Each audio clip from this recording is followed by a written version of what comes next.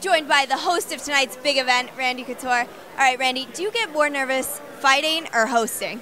And, I don't really get nervous for either. I think early on, when I was first making the transition from wrestling, I definitely got keyed up and felt nervous, but I kind of learned to change my perspective and kind of make friends with the worst outcome.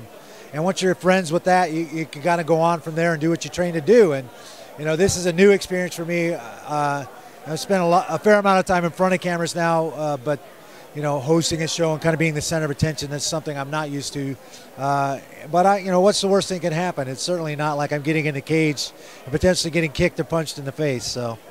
Now, you mentioned your wrestling background.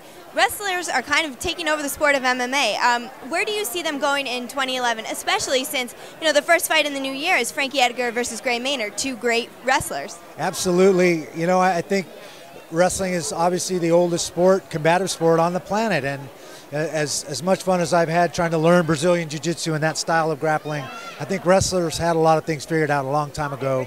I think we now have a professional outlet for amateur wrestling, and you're seeing a lot of guys like Frankie and Gray and John Jones and others that are transitioning instead of to the Olympic movement and trying to be an Olympian to coming and being a professional athlete in this and using that as their basis to jump off. And I think that trend is going to continue.